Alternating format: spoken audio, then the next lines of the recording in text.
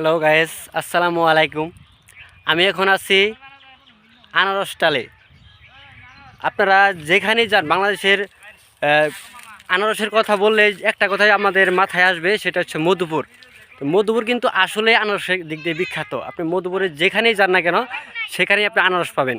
আমি এখন আছি বর্তমান মধুপুরের সুলাগুড়ির শিরিষটালা এলাকায়, যেখানে প্রচুর আমার পিছনে দেখতে পাচ্ছেন প্রচুর অনেক প্রায় সব জায়গাতে আনারস ক্ষেত আছে। এগুলার নাম হচ্ছে জলরঙ্গি, এগুলা হয়তো আপনার রমজানের শুরুর দিকে আসবে। তো মধুপুরের নাম শুনলে কিন্তু একটা জিনিস মাথায় আসে, যে মধুপুরের ঐতিহ্য হিসাবে মধুপুরের ঐতিহ্য হচ্ছে কিছু আনারস। মধুপুরের নামকরণ করা হয়েছে আনারসের দিক দিয়ে। মধুপুর মানুষের ভিতরে যে একটা মধু আসে, যে আনারস, আমরা আনারস অনেক খাই, কিন্তু মধুপুরে যদি আপনার আনারস খেতে চান গাছ থেকে, তো আপনাদের আসতে হবে শিরিষটাল, যে মধুপুরের সুলাগুড়ির দিকে আসতে হবে। এখানে আপনি অনেক সময় কিন্তু দোকান থেকে কিনে খান, আমরা সবসময় কিন্তু দোকান থেকে বা মানুষের কাছ থেকে কিনে খাই, কিন্তু আপনি কি কখন গাছ থেকে খাইছেন? গাছ থেকে খেতে তো আমার সাথে আপনার যোগাযোগ করতে হবে। এই যে দেখেন আনারস গাছে ধরছে, হ্যাঁ এখানে অনেক আনারস আছে যেগুলো প্রায় প্রায় কাছাকাছি পেকে গেছে। তো যদি আনারস খেতে চান অবশ্যই আপনাকে মধুপুর আসতে হবে।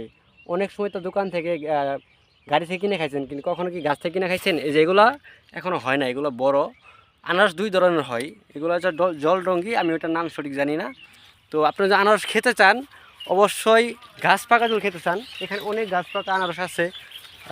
আমি আপনাকে একটা দেখাই, কয়দিন দেখলাম।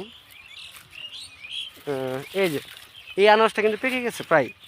এই যে একটা আনারস আপনারা খেয়াল করেন, এই যে আনারসটা কিন্তু প্রায় পেকে গেছে। যদি আপনারা আনারস খেতে চান অবশ্যই আসবেন মধুপুরে। মধুপুরের ঐতিহ্য হচ্ছে আনারস। তো আপনারা আসেন, খান, দেখে যান, ঘুরে যান। মধুপুর অনেক সুন্দর একটা জায়গা, এখানে পাহাড় আছে, ভালো বন আছে, সব ধরনের জিনিস এখানে পাবেন আপনি। তো অবশ্যই আপনাদের কাছে একটা অনুরোধ থাকবে, আপনারা আসবেন, ঘুরবেন, মধুপুরের আনারস খেয়ে যাবেন। আর অবশ্যই পেজটাতে একটা লাইক, একটা কমেন্ট, একটা শেয়ার দিয়ে পাশে থাকবেন। সবাইকে ধন্যবাদ। আসসালামু আলাইকুম।